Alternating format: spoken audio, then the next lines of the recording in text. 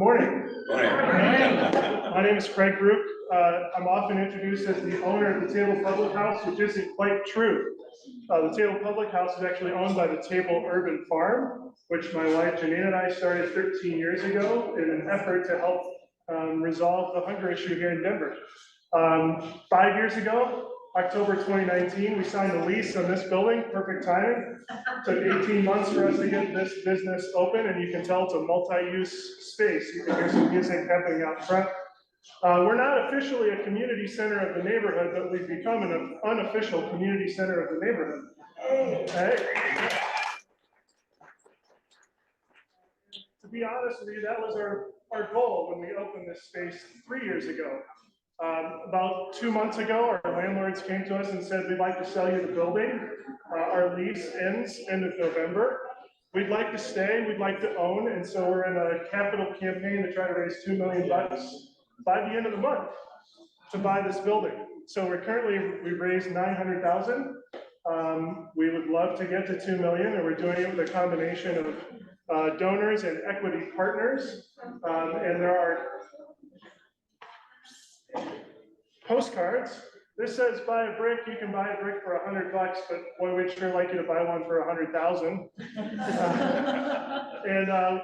Anyway, nice to meet you. Thanks so much for your understanding. There's a lot of things happening at one time, so sometimes it can be a little noisy, but to me, that's testament of the accomplishment of becoming that unofficial community hub. So I'm available to chat with you afterwards. I'll be here. There's also food here, so whatever you don't eat, we're talking about food waste. We're not going to throw it away, so eat it or take it home, okay? Right, is there an online? So online, you can go to denvertable.org/donate, or you can go to Colorado Gives /story/table open doors. We make it as complicated as possible to donate. Are you a C3? You're a C3? C3, what's that? Are you a 501c3? We are a 501c3. So all the donations are tax deductible. That's right. If we reach a certain threshold, would you put up a different college football team? Depends where they're from. If it's Ohio, then no. Around Michigan State. Sure. Yeah, go on, sorry. Go on.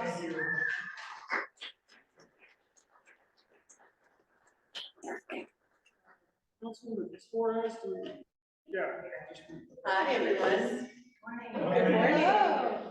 This is absolutely a community space. Oh my gosh, this is a beautiful, beautiful location. I'm Councilwoman Jamie Torres. I represent West Denver District 3. Thank you for making some time on your agenda for me today.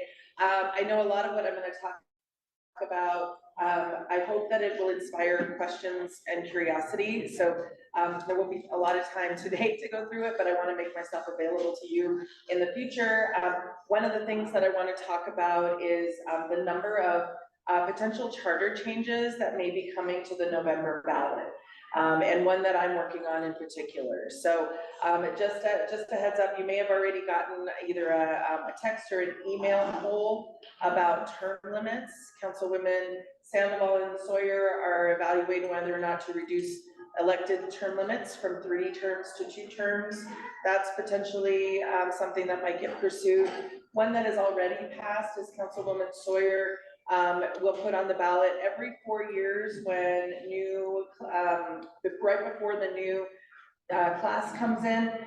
The existing group of council members has to pass the salary changes for them.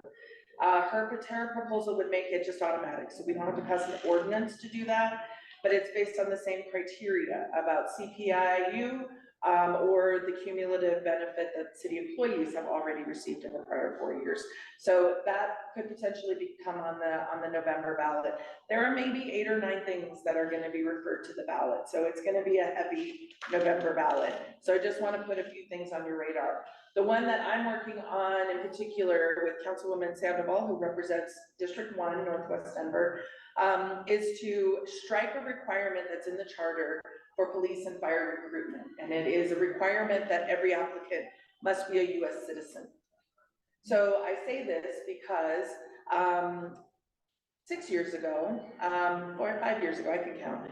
In 2019, I'll go there, the Department of Justice actually ruled that this was an illegal employment practice. But the only one that could change was the Sheriff's Department.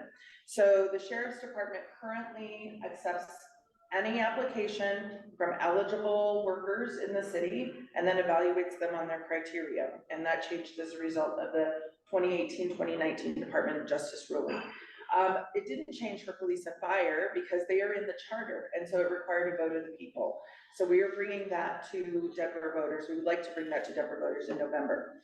I will say this is not new, and it is not a brand new thing that Denver would be leading on, frankly. City of Aurora already allows this. City of Boulder already allows this for legal permanent residents to apply to join their forces. Our US military already allows immigrants with legal status to join their forces. The one thing that has changed most recently is in the 2023 legislative session for Colorado, they authorized DACA recipients, so that's deferred action for childhood arrivals, to be post-certified. So that allows you to carry a weapon in the service of your employment, so to be a police officer, basically. This wasn't something that statewide was allowed until the state made that change. So it's one of the added populations with legal authorization to work, but who cannot apply to join either of these two paths of employment. The police department alone loses 70 to 80 police officers per year. That's either through retirement or through transfer to other departments. They're bringing in, they have 3 recruitment classes, and they're trying to bring in a number of new officers every year to try to meet that loss. But even the police chief says this could really help us make sure that we're reaching all of the interested parties. They still have to qualify, they still have to test, all of the things that everyone else does.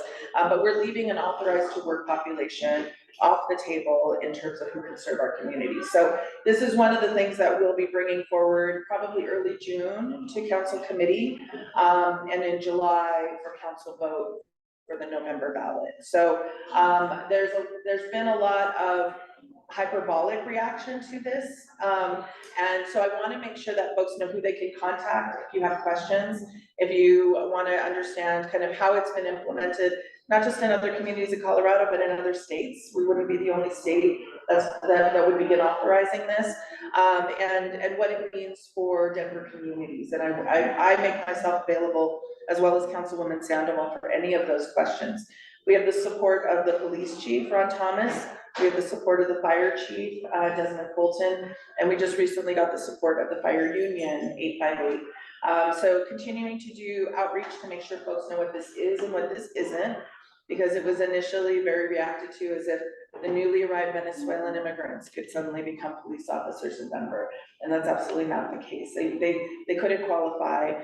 There are a number of things that would be barriers to that, including other recently arrived immigrants without work authorization. So just want to make sure that folks know who to contact in case you have questions coming up in the future. But this is something that we feel benefits the diversity of our departments, being representative of the city, and really just tries to mitigate a future employment discrimination complaint laid against either of these departments in the way that it was against the Denver Sheriff's Department. So we would like to get ahead of that curve if we can as well. So again, I'm Councilwoman Jamie Torres. I represent District 3.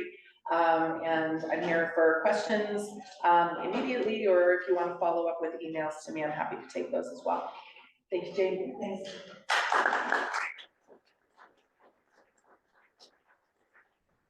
I do have one quick question. Sure, okay. Have you come up with the language for that charter amendment? We have, yeah, we'll present it in June, but it is basically that we'll strike language from the charter language that says shall be a US citizen.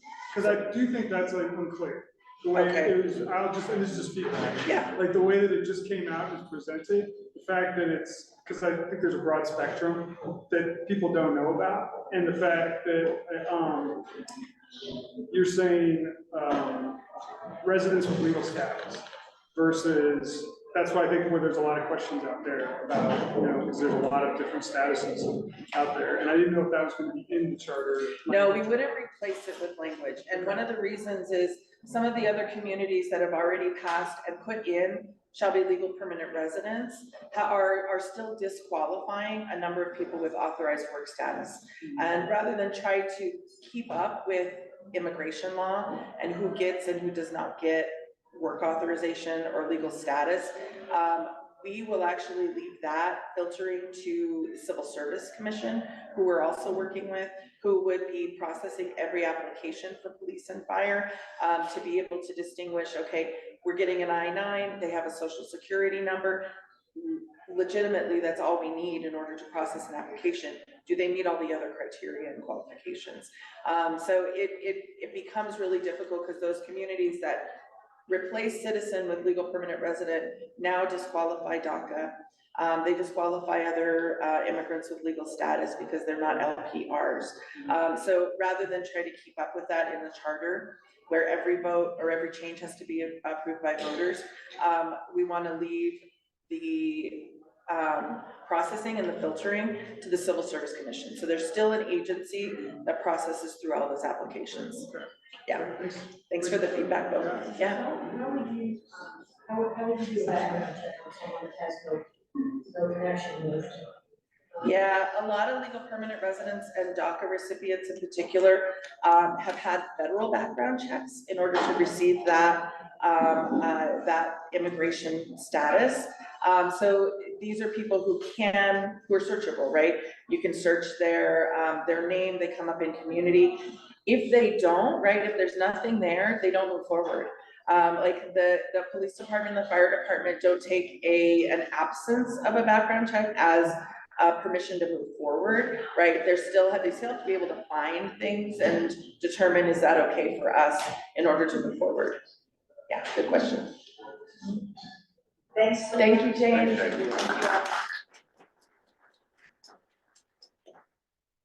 We're gonna have an update on the micro. Sure, stand on my spot.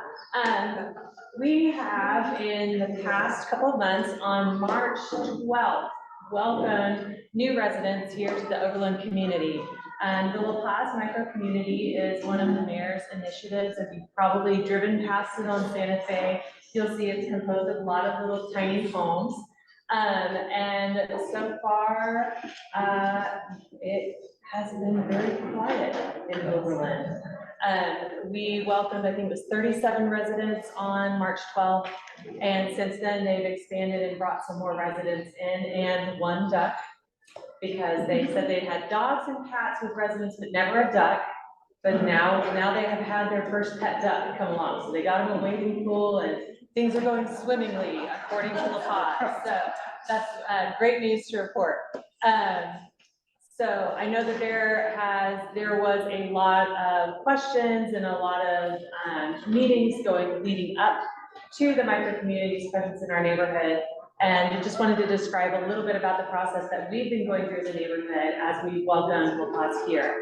We have just in the last couple of weeks finalized our Good Neighbor Agreement, and that brought to the table Overland Parks Neighborhood Association, as well as we actually have two neighborhood organizations in Overland Park, and so we brought we brought representatives from those organizations to the table, along with the Colorado Village Collaborative, who is the contractor running La Paz micro community. And then we also had we had a facilitator and had different representatives from the city kind of popping in and out.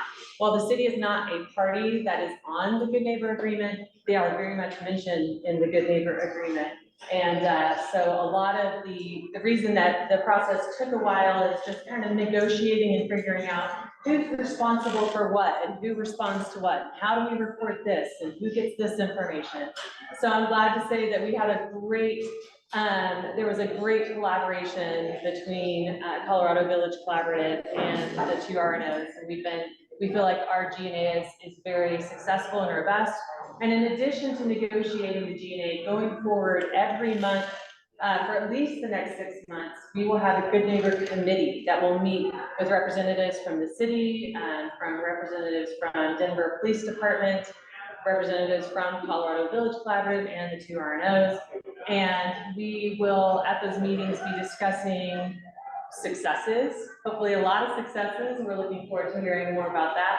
And then also discussing any challenges that there have been and how we can improve outreach to neighbors and help them understand what is going on in the community and just increasing the communication and community for all of our neighbors, right?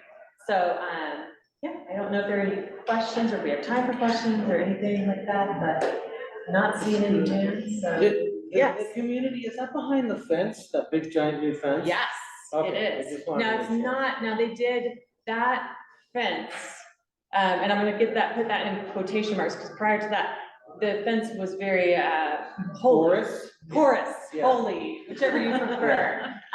So we did appreciate that as part of bringing La Paz to the neighborhood. The city did replace that sound barrier fencing both to the south and to the north of the community as well. And I think they're finishing up still a few pieces of that as well. So, Great. yeah. Thanks so much. Yeah, thank you guys. I appreciate it. We are running out of time here, so this is great. Thanks to everybody, for that. So I think I'm next on the agenda, which is just to, I know we talked about this in April, but, I wanted to talk a little bit more about our event that's coming up in June. And it's gonna be in 5 Points at, New Root Studios and then Spangling Brewery after that. And, we brought back, thanks to Jane, last year, our neighborhood awards ceremony that hadn't gone on, I think, during most of COVID. There was an online year. But the biggest feedback we got from that event was how much it meant for people to connect with one another from different neighborhoods and really build those relationships again. And so we really thought about trying to figure out another way to do that. So we're doing that this summer at Spangling Brewery in 5 Points on the 22nd. And then the other thing that we get a lot of, and we've talked a lot about it, is questions from RNOs about how to run an RNO, how to have meetings. I get more questions about insurance for RNOs than anything else. So what we have been working on as a group is putting together some RNO materials, RNO 101 materials for folks, and we thought that there wouldn't be a better opportunity than to do an RNO 101 lab and really, get folks together. All right, that's my plant over there. I said clap when I say this. So we're going to try to. We're still getting some details of the event worked out, but it's going to be the 22nd, and the first half of the afternoon is going to be kind of a nuts and bolts of running an RNO, how to do events. We did send an email out about this to the RNO list this week, and we'll send one more out in the coming weeks. But it's going to be a great event. We're trying something new this summer, and we're hoping to get a good turnout. If we had a turnout like this today, next month, it would be fantastic for this. And so it's going to be a lot of sharing of information, sharing of ideas, and figuring out what you need from INC as well in terms of information. Chia? How does this jive up? So this is May 11th or June? June. Oh, I'm sorry. Well, May 11th is just today's date. Okay. It's on the, yeah. How is this is it with Juneteenth? That's the week before. That's the 19th. Yeah, that's the week before this event. Yep. Yeah, and there will be events in 5 Points then too. So, but yeah, it took us a long time to find we couldn't find one location to do both these events in, so we found a couple, and they're about a block and a half from each other. We're excited to be in 5 Points, since we haven't really done much programming there, and we don't have a huge representation from 5 Points, so we're excited to be there. And then we're trying to put together a great event at Spangling Brewery afterwards, where first drinks on us. We'll have some food there as well, and we're hoping to organize an art fest there as well afterwards. But we'll be sending all this information out. If you're not a member of INC, please come talk to me, and we'll get your email address so that we can send it to you. but we have been, we'll send this out to our list. So that is the information about June 22nd, and you see what's next. Can I talk about the garden tour on Monday? Oh, yeah, I didn't get that on here, so yeah. Over the last few years, we've given grants to youth organizations around the city who've done something in the way of civic engagement. One of the groups that we funded a few years ago is the Consumption Literacy Spiral Garden. They were so good, we funded them again this year. And I wanted everybody to come, have the opportunity to come and see this great place. When I first went there a few years ago, it was, you know, just a vacant lot. And they've done a lot of composting and great work there with the students.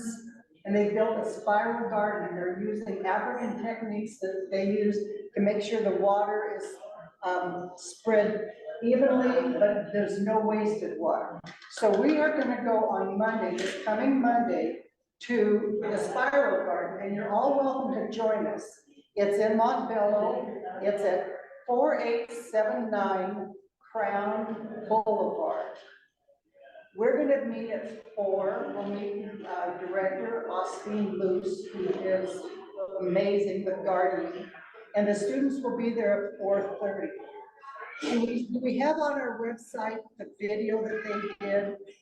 They created a video a couple of years ago that the students produced, and it shows how they made this garden work. And it's just sort of a great example of how you can take a plot of land that looks like it's not possible and really turn it into a wonderful vegetable garden. They've planted a lot of fruit trees. It's been a really good community event. So I encourage all of you to join us Monday at 4 at the Spiral Garden.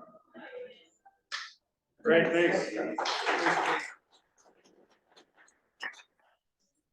All right, I also want to quickly mention that Radiant is an organization that we've been trying to connect with over the last couple of years, and they are an architectural firm, but they also do community planning, and they're a nonprofit based in the Rhino District is where their offices are, and they have been doing some work with RNO, specifically with RNOs and equity issues in neighborhoods, and trying to identify equity issues in neighborhoods and what prevents participation, especially lower income neighbors in RNO programming and RNO voices. And so they are having they've done a lot of research over the last couple of years and tried to determine exactly what some of those factors are, and whether, you know, sometimes it's language issues, sometimes it's childcare, other times it's, you know, when RNOs meet. And so they're having a summit on May 18th, which is next Saturday.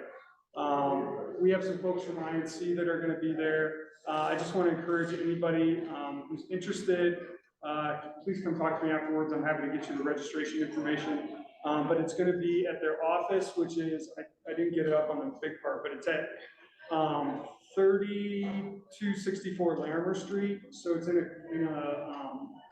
a work share office space, and they're going to provide breakfast and lunch there for folks. So if you have time next week, it runs from 9 in the morning to 3 in the afternoon. But I'm only going to be able to be there for part of it, and I think that they're okay with understanding that if you can only come for part of it, that's great as well. Moving on, our next, we need to do a vote here. So we had a little bit of a hiccup at our March elections in that, you know, we didn't have some of these RNO lined up with the city ordinance to get them on board. So Adam, who was on our board, is departing us in at the end of July, and we're very sad about that. He's going back to Portland, where he actually owns a home. So we're sad that he's leaving, but I appointed Adam to stay on the board, but we need to do a delegate vote on that. And Adam's been an amazing, I still am not sure how we're gonna replace Adam at this point. He's been an amazing contribution to our board. We're gonna do some stuff later in the summer, I think, for you, but, you know, I pointed Adam to stay on the board, through July. And then, Ann, are you online right now? Yeah. And you get on mute Can and you talk. unmute, put yourself on camera? Can you? Oh, yeah, let me bring it on there. Here. Great, and Ann is from City Park West. And along with appointing Adam to the board for the remainder of this, while he's here, and I'm appointing her to take over for Adam for the rest of this at-large position for the remainder of that position. And Ann's from City Park West. She's getting involved with a lot of the planning for the June 22nd event, and the event, the neighborhood awards we're gonna put on in the fall. And I don't know if you want, if you can come on camera, but she couldn't be here today in person, but we're excited. We're excited to bring her on as well. So I don't know if there's any questions or not, but we do need to take a vote. I think people have got delegate cards if you're a delegate. So that's great. And I think Ann's she's actually at work right now, so she's having to go back and forth between work and juggling this. She said she's gonna come back when she's free. I think she's tied up for a second. So, but if there's any questions, happy to answer them. If not, we're gonna go ahead and vote. So I guess all in favor of the appointments of Adam and Ann in succession for the at-large position. All right. 4, 5, 6, 7, 8, 9, 10, 11, 12, 13. If you're online, please raise your hand as well. 15, 15, if you're a delegate. Great. All right, 15 in favor, all opposed? If you're online and you're opposed, raise your hand.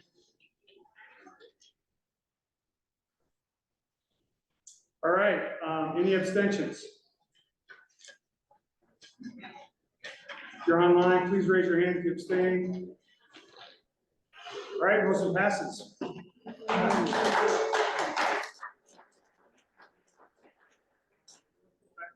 Yeah. Yeah, let me get, yeah, thanks, Keith. So, yeah, Ann will be there on the 22nd. She is definitely a big part of helping with put together the event at the Spangling, so we'll get a chance to talk with her more then. And let me bring my screen back up here. Yeah, I don't know why that. There we go. Okay. Cool. All right, and so from there we have committee reports. Transportation, Joel.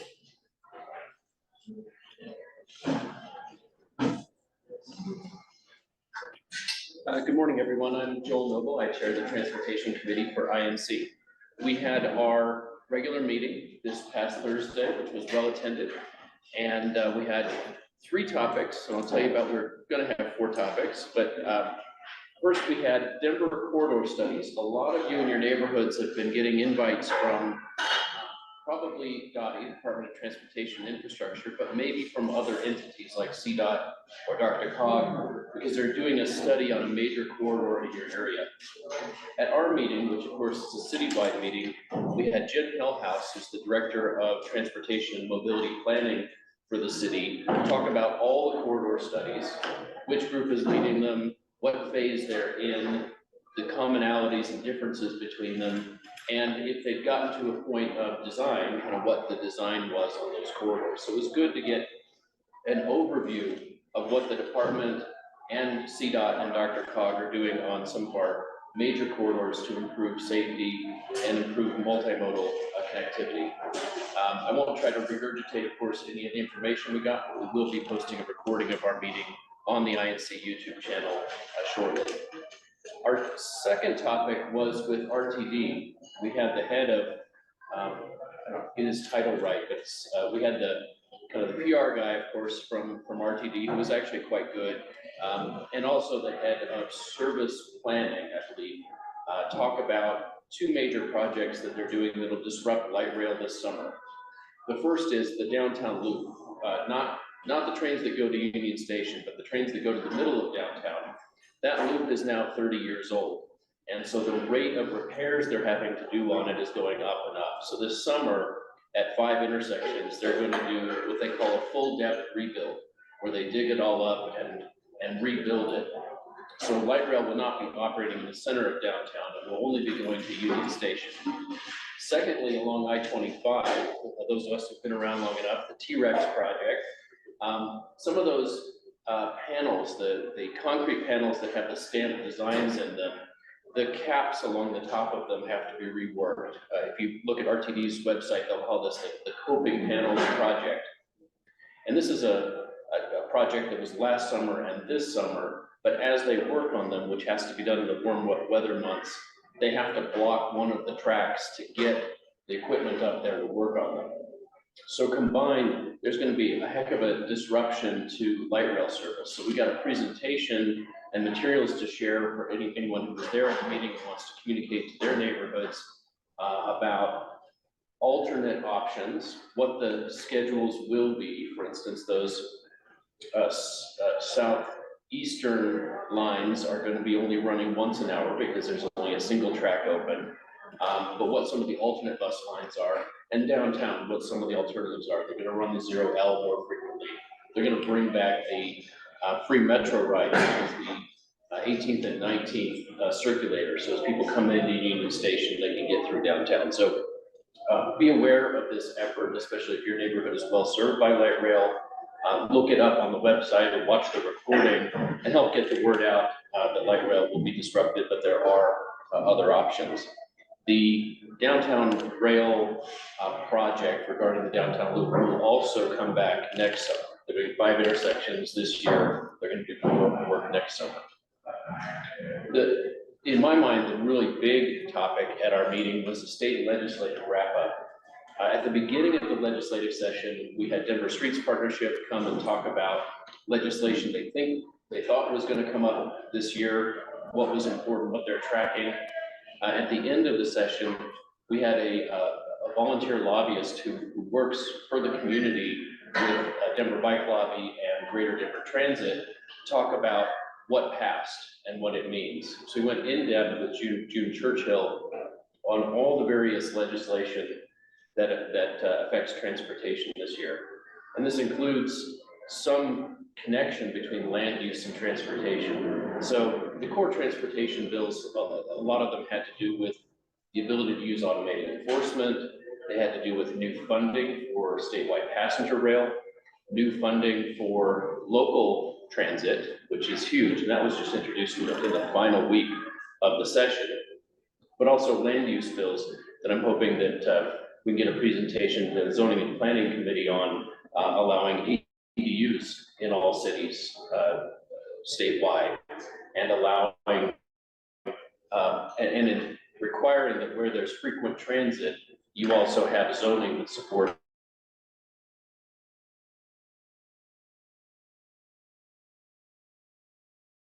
a lot of time for Q&A, because our final speaker was to be Amy Ford, who's executive director of Dottie. We had a great INC general meeting, many of you were probably there, at Cheeseman Park recently, talking about Vision Zero. How do we reduce traffic deaths and serious injuries on our streets? It's been for several years a goal of the city, but I think we can all agree the curve has not been bent yet. We're not seeing a reduction in the number of people who die on our roads each year. So Amy Ford at that presentation was hinting that they're going to go big. I think the term she used was a safety revolution. So a couple weeks ago, there was an announcement that the mayor would be announcing what we're doing on Vision Zero. I called up Amy Ford right away and said, great, can you come to our meeting and tell us what are the specific tactics that would be used? Because changing infrastructure can take a long time. But if we want to make an impact soon, we have to have a diversity of approaches, and they have to be the kind of things that will have a rapid impact. And she agreed. The mayor had to reschedule his announcement, so that hasn't happened yet. But Amy said she's very transparent. No problem. I'm still happy to talk with you about it. And then the day before, she said, my son told me, Mom, there's this awards thing at school at the end of the school year, and I'm getting some kind of award, can you come? So she was communicating with me, I'll stay until he gets his award, and then I'll go, into my car, and I'll call in, it'd be great. She was texting throughout the meeting saying, still haven't given an award, still haven't given an award. He got his award at the end, he was a student of the year at South High School. So if you know Amy Ford, please congratulate her, and we will have her back to talk about the specific tactics, but she's a very proud parent, and I got a photo sent to me of holding a big award of her son Chase. So those are the updates there. Now, outside of our meeting, INC, as you know, supported Denver Deserves sidewalks. And many community members, I think there's like 30 of us, have been working on the implementation committee to recommend to City Council what are the tweaks that are needed to make what the voters voted on better so it can be implemented. And we've been meeting every other week for months. Many of you saw earlier in this year, kind of socialized, asking for your feedback on what do you think of these changes. Thank you for those who replied. Among the others who replied were the city attorney's office, of course, saying, okay, we need to make things slightly different, and the Department of Finance. So we've worked for the past month or so, taking the input received from the public and the input from city attorney's office and Department of Finance.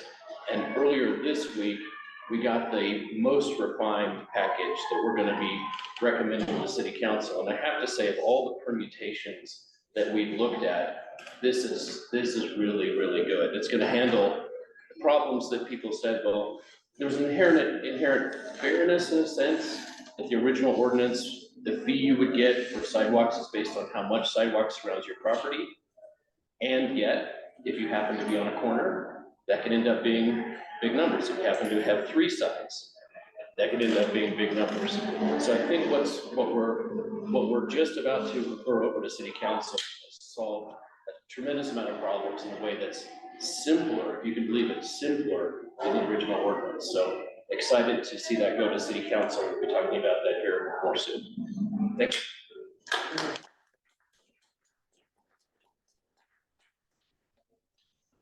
I will say that if it's possible, I don't know if that door's open. And somebody shuts this door, because we're getting some mention that they're picking up outside sound online. Great, so after that is DEI. Ramon, do you want to just talk about the September meeting too, real quick? What? The September, can you talk about the September meeting? Oh, yeah, let me. Yeah, I have it up here. The food deserts? Yes. Desserts, food desserts. Desert, right, that's desert. No, I think one has Okay. the desert. Okay, thanks. So, in September, we're hosting a food justice, event in Northeast Park Hill. At the site of the Zion Seniors Community Garden. I'm lining up speakers who could talk about food deserts in general, about the applications of a solution here in Denver, and then what the Northeast Park Hill community is doing. Plus, there's a garden out in Montbello that are closely connected. So I'm going to be inviting RNOs specifically in that food justice area. And these are areas the grocery stores will not set up shop. As a matter of fact, I just heard that the Walmart is pulling out the neighborhood store off Colfax and Havana. So they're pulling out of these neighborhoods that really need them. So the neighborhood's gonna have to figure out how to fix it themselves. And I think there's a lot of creativity amongst the residents all over this city, particularly with sustainability and justice issues, and I think we could get that together. This could be the model. If businesses are pulling out, then we pull in. So that's September the 14th, 9 o'clock, Zion's Senior Center. I don't know the specific address, but it's near 34th, 33rd, and Elm Street. Okay, thank you. Yeah, and I think, Ann, thank you. Ann, are you available? Can you say hi real quick? Just, I don't know if you can take yourself off mute. You wanna take it off? Yeah. No, they can't. They don't. All right, well, I guess not. Still gonna wait, all right. Yeah, okay. And we will go back to, let's see, next on the list here is,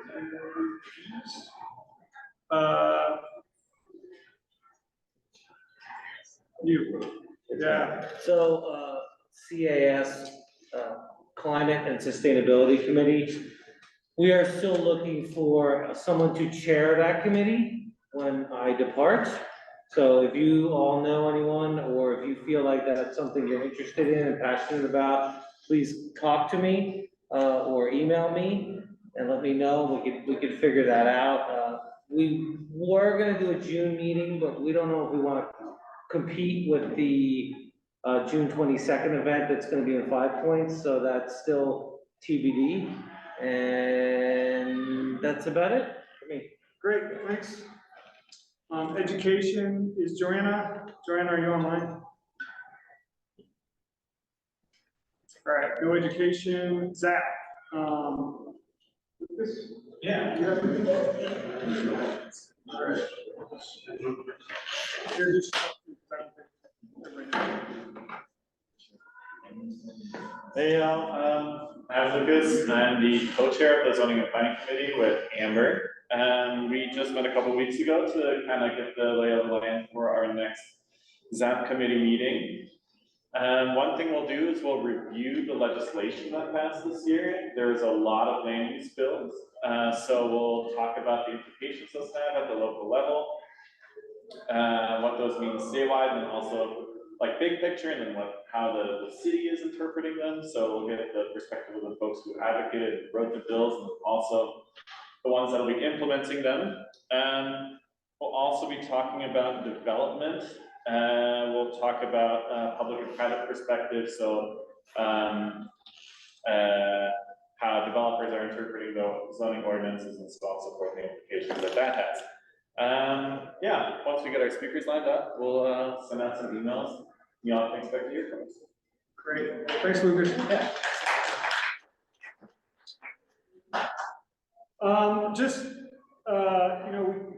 We have one more announcement, which is just, we're still looking for a meeting space in October. And if anybody is interested, please come talk to me in hosting in your neighborhood an INC event.